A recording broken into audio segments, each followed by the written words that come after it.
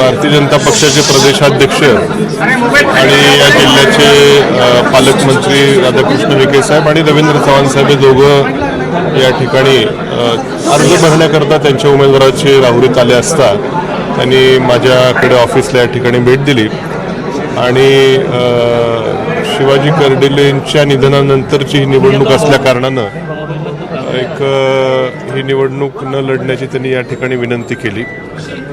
त्यांनाही मी सांगितलं की आम्ही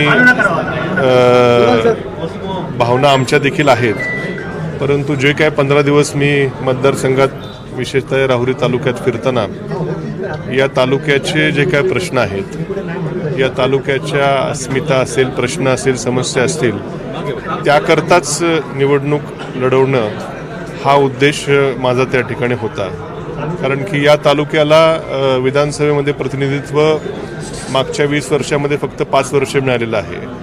त्यात 2.5 वर्ष सरकारमध्ये, 2.5 वर्ष सरकारच्या विरोधामध्ये, आणि या तालुक्याचे काही महत्त्वाचे गहन प्रश्न निर्माण झालेले आहेत आणि त्याकरता निवडणूक लढवावी हा माझा आग्रह होता.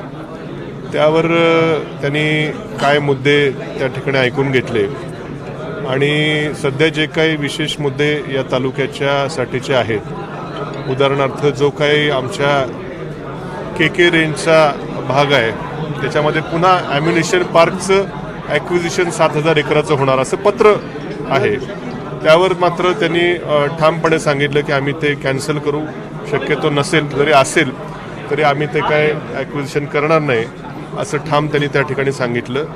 या डॉक्टर तनपुरे सहकारी साखर कारखान्याचं NCDCकडे कर्ज प्रकरण मंत्रिमंडळाच्या बैठकीसमोर बहुतेक असणार आहे.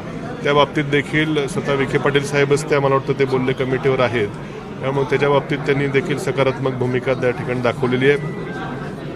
राहुरी नगरपालिकेला एक मोठ्या प्रमाणामध्ये रस्त्यांकरता आम्ही तर आश्वासन दिलं होतं, तर त्याकरता देखील त्यांनी वरती बोलून सकारात्मकता दर्शवलेली आहे.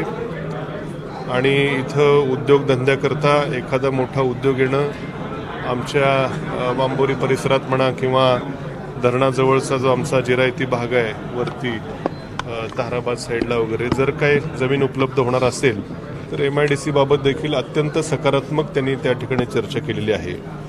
आणि आणखीन काय विषय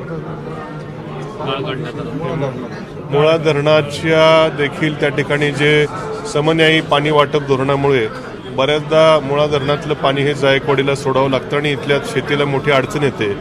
तर जवळपास 2.5 TMC गाळ त्या ठिकाणी आहे, तो देखील काढण्याबाबत देखील सकारात्मक उपाययोजना आधीच चालू केल्या त्यांनी सांगितलेलं आहे की जेणेकरून या मुळा धरणातलं पाणी आणखीन त्या ठिकाणी तालुक्याला उपलब्ध होईल.